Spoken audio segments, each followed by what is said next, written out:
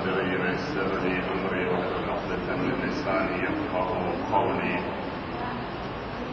قال سبحانه وتعالى في كتابه الكريم: بسم الله الرحمن الرحيم: من عمل صالحا من ذكر أو أنثى وهو مؤمن فلنحيينه حياة طيبة ولنجزينهم أجرهم بأحسن ما كانوا يعملون. وقال تعالى: واتقوا البيوت من أبوابها. حديثنا حول السعادة وطريق تحصيل السعادة. أولا، البحث عن السعادة. نذكر نقاط في هذا المجال. واحد، كل إنسان يبحث عن السعادة. كل إنسان بفطرته خلقه الله سبحانه وتعالى باحثا عن السعادة، لا يريد من وجوده وحياته وعيشه في الدنيا إلا السعادة، وفي الآخرة إلا السعادة، بل لا يصدر منه فعل إلا بتصور أنه يوجب له التوفيق، السعادة، الصلاح، الراحة، ذهاب الآلام التي يعانيها.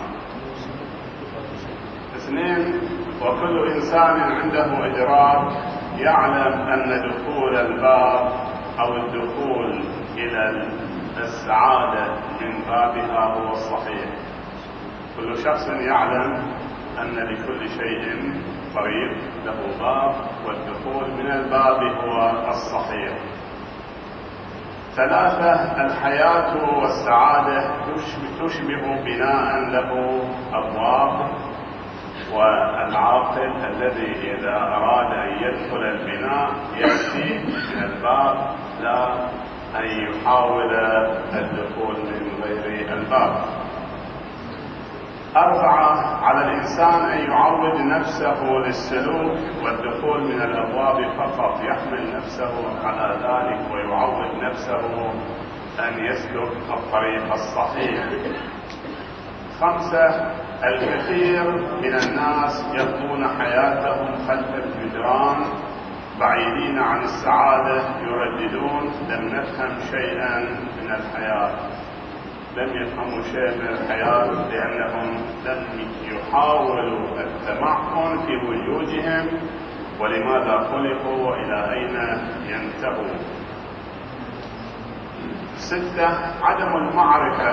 عدم معرفة الإنسان بوجوده، بحقيقته، بنهايته، بهذه النشأة، بهذه الدنيا، وهل لها اتصال وارتباط بعالم آخر.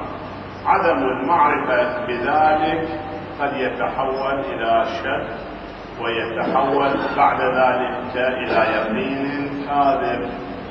يتحول عند الإنسان إلى يقين كاذب، وهو أنه لا طريق للخير ولا طريق للسعادة.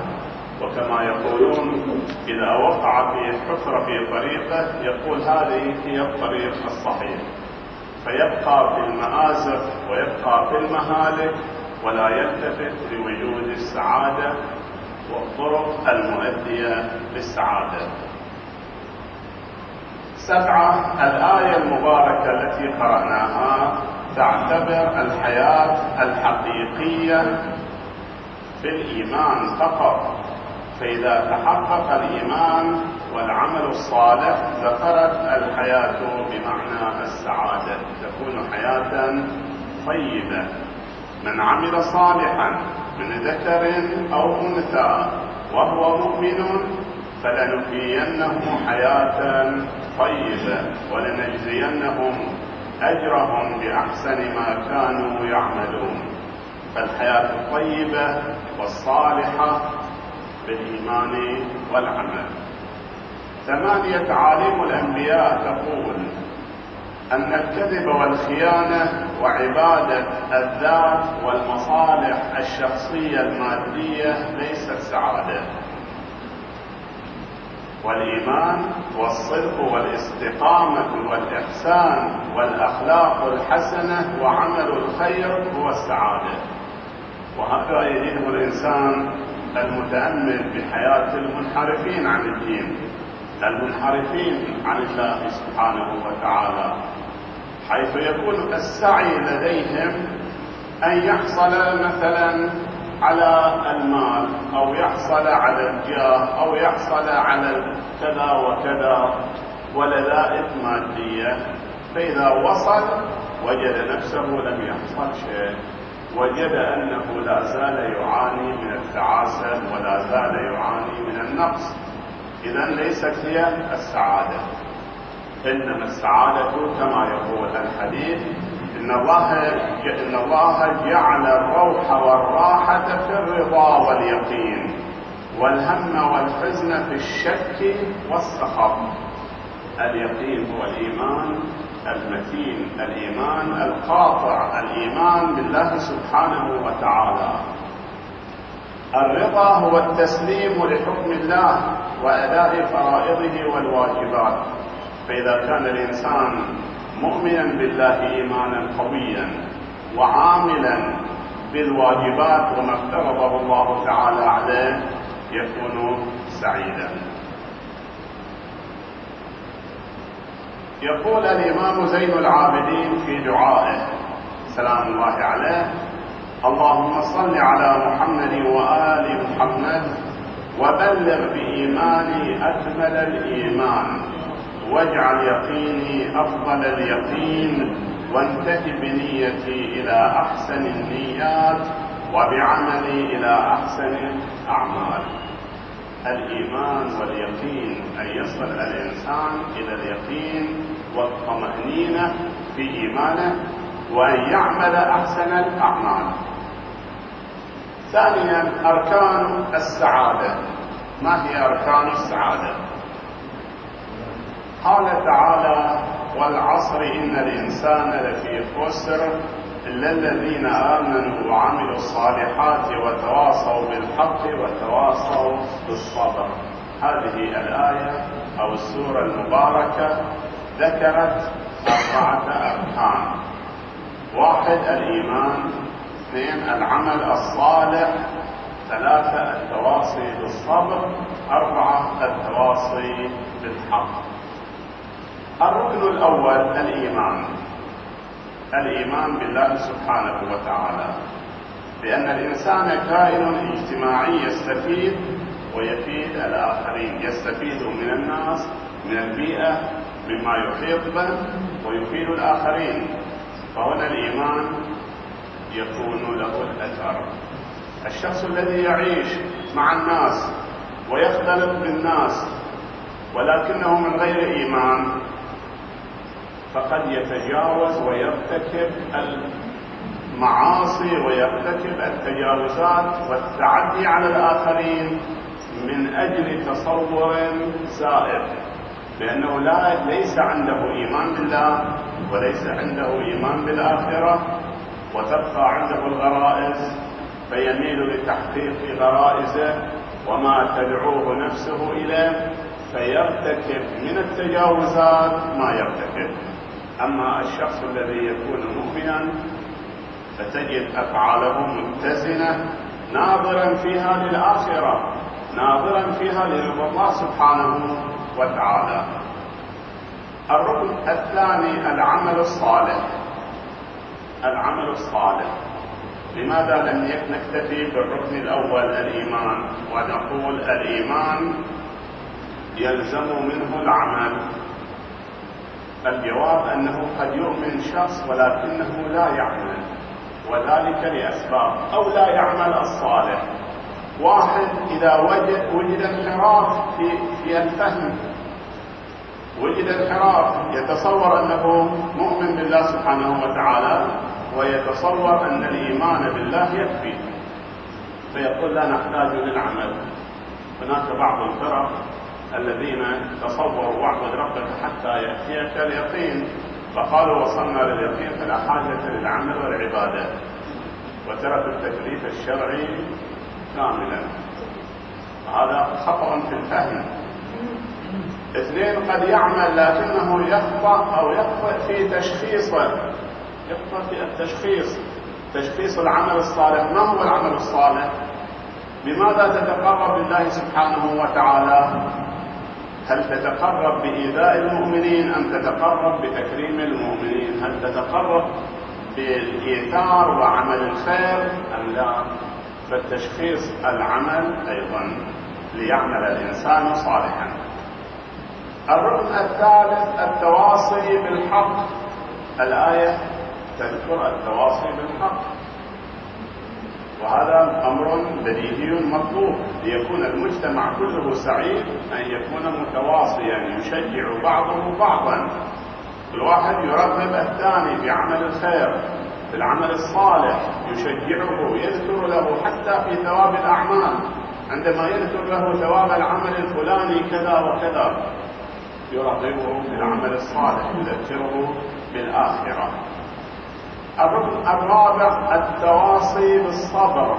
التواصي بالصبر أيضا أمر مهم، لأن الإنسان قد يستقر فترة من الزمان يجد الأمور متزنة، ولكن عواصف الدهر لا تأتي بما يشتهي، فقد تكون الأمور عليه شديدة، يتحول وضعه إلى شدة وإلى صعوبة في العيش أو في الأمن وغيره. هنا يحتاج إلى التواصي، أن يتواصى المجتمع بعضه مع بعض، أن يتحمل ويكون عمله كله لله سبحانه وتعالى. ثالثا الإيمان والعمل الصالح. نرجع للركنين الأساسيين، الإيمان والعمل الصالح. الآية التي قرأناها قال تعالى: من عمل صالحا من ذكر أو أنثى وهو مؤمن فلنحيينه حياة طيبة ولنجزينهم أجرهم بأحسن ما كانوا يعملون. الذي يعمل الصالحات الله يقول نحيينه حياة طيبة. القرآن يشير في مواضع كثيرة لهذه الحقيقة، الإيمان والعمل، كأنه يشير إلى التلازم بينهما، مع أننا ذكرنا أنه قد لا يوجد هذا التلازم دائما، ولكن لأهميتهما في سعادة الإنسان، وأن حقيقة الإنسان ومكانة الإنسان عند الله سبحانه وتعالى بإيمانه وعمله. ولكن الإيمان الذي يدعو له القرآن طبعا هو الإيمان بالذات المقدسة، الإيمان بالله سبحانه وتعالى، وليس أي إيمان. الركن الأول الإيمان أمر مهم، ونشير إلى أمور. الأول الإيمان بحقيقة عليا ينقاد لها الإنسان، أن يؤمن بهذه الحقيقة العالية وهو الله سبحانه وتعالى، ركن في حياة الإنسان وإلا اضطربت حياته. طبعا سواء كان الآن نتحدث بصورة عامة، الإيمان بصورة عامة بحقيقة عالية مقدسة عند الإنسان تجعله ينقاد وتجعله يستقر. أما الذي ليس عنده إيمان بشيء فهو دائما مشوش، دائما في اضطراب، ليس عنده استقرار. لذلك الإيمان بحقيقة عالية أمر مهم. الثاني أفضل الإيمان هو واحد الإيمان بشيء مقدس، ليس إيمان بأي شيء، لا أنه يتصور إيمان بشيء عالي وله مكانة في نفسه ويؤمن به كما يعبد الأصنام وغيرها، وإنما أن يكون هذا ما يؤمن به أمر مقدس. اثنين، هذا الإيمان يخضع له ويضحي من أجله، يضحي من أجل ما يؤمن به، أن يكون الشخص مؤمنا بشيء عظيم يضحي من أجله، عندها تكون حياته مستقرة. ثلاثة، ويستلهم منه السلوك القويم الحسن، إذا كان يؤمن بأي، طبعا جميع من عنده اعتقاد سواء كان أخرويا أم دنيويا ماديا أم غير مادي، عادة هذا الإيمان ينعكس على صاحبه ويؤثر في سلوكه. فكل شخص إيمانه بما يؤمن به طريق لتقويم أفعاله، فهو يعمل على طبق إيمانه. فالذي يؤمن بالآخرة يؤمن بالإيثار يستطيع أن يقدم، والذي لا يؤمن إلا بهذه الدنيا والنعيم الزائل فهو لا يستطيع أن يستغني عن شيء وصل في يده. الناظر للآخرة يختلف عن من لا ينظر للآخرة. الثالث، يجب أن يكون ما يؤمن به فوق جميع المقدسات، فالإيمان به إيمان بجميع الحقائق، وهو الله سبحانه وتعالى الحق من ربك. كل شيء من الله سبحانه وتعالى. إن كان الشخص تحقق عنده الإيمان بالله سبحانه وتعالى واعتبر جميع الحقائق في الدنيا في الوجود، جميع ما له قيمة وقدسية وعظمة هو تابع لله ومن الله سبحانه وتعالى، تحقق بذلك الركن الأول. الركن الثاني العمل الصالح. العمل الصالح، العالم كله يعمل، العالم كله متحرك، ليس فيه سكون، كله حركة، جميع الموجودات في حركة من المجرة إلى الذرة، كل شيء يعمل. الإنسان أيضا يعمل وهو لا يهدأ عن العمل، وكل أفعال الإنسان في حركة دائمة ومستمرة عمل، ولكن قيمة هذا العمل بما ينوي، قيمة هذا العمل بما يجعله لله سبحانه وتعالى، أن يكون عملا صالحا، عملا صالحا ويقصد به الله سبحانه وتعالى. النتيجة أن السعادة تتقوم بركنين أساسيين، ليس مطلق الإيمان وإنما الإيمان بالله سبحانه وتعالى، وليس مطلق العمل وإنما العمل الصالح، العمل الصالح الذي يرضي الله سبحانه وتعالى. الإنسان يجب عليه أن يستفيد ويستغل، يستفيد من جميع أوقاته في العمل الصالح. أذكر أحد العلماء وهو الشيخ الفلسفي يقول رأى رؤيا أن القيامة قد قامت، ورأى تطاير الكتب، فوجد كتب تطير وبعضها تقف على اليمين ومملوءة، وبعضها لا تقف وهي خالية، فسأل ما هذا ولماذا به خالية؟ فقيل له أن هذه الأوقات التي لم تعمل فيها خيرا، لم تعمل فيها شر ولم تعمل فيها خير، فأصبحت فارغة، صحائف فارغة، كنت تستطيع أن تملأها بذكر الله سبحانه وتعالى بالعمل الصالح. فالشخص الذي ينظر لأفعاله ويجعل من سكونه وسكوته لله سيكون في تقدم وفي سعادة، لأنه باستقراره الروحي باطمئنانه النفسي أنه ناظر لله ويعمل لله وسكونه لله، هذا يكون سعيدا في الدنيا وسعيدا في الآخرة. موضوع البلد، نقاط مختصرة حول موضوع البلد. الأحكام، هناك تبرئة للطاقم الطبي وأحكام جائرة. هنا نقول التبرئة التي حدثت للطاقم الطبي أو لكثير، هذه يجب أن يترتب أو تترتب عليها أمور، وهي محاكمة لجميع من آذاهم ومن شهر بهم ومن اعتدى عليهم ومن روج في الإعلام وغيره وألصق الافتراءات والتهم الكاذبة، وبعد ذلك قال أنهم براءة. أين السلاح الذي وجدتموه؟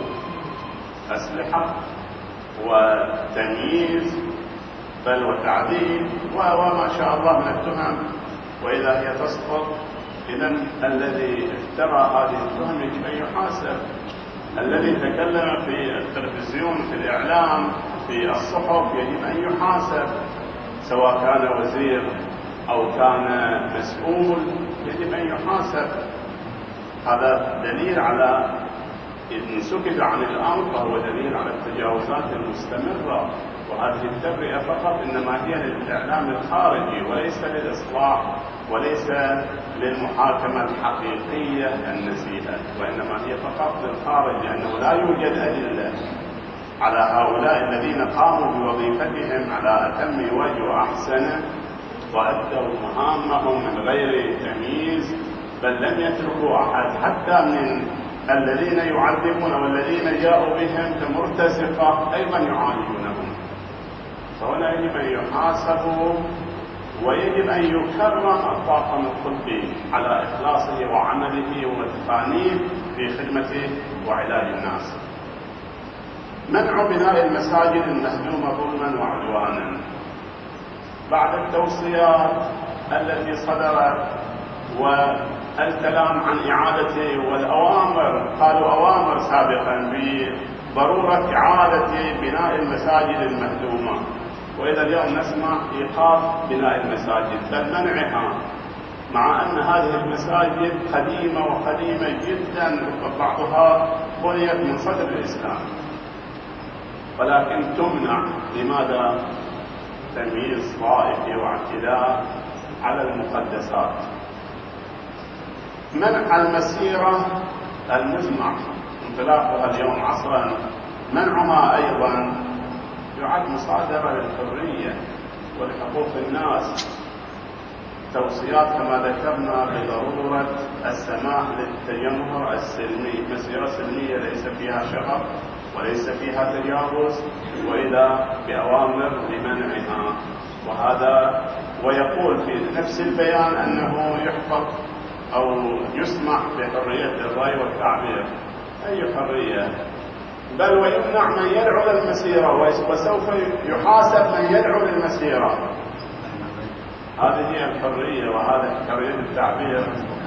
هذه كلها تجاوزات يتوهمون أنهم يوقفون الشعب عن مطالبه وعن احتجاجه، وهذا مستحيل. الشعب مستمر ولن يتوقف، ونذكر الإخوان بالمسيرة ونوصي بالحضور، ولكن من غير أطفال ولا كبار في السن كما دعت الجمعيات السياسية. والحمد لله رب العالمين. وين المسيرة الصيف؟ المسيرة وين المسيرة؟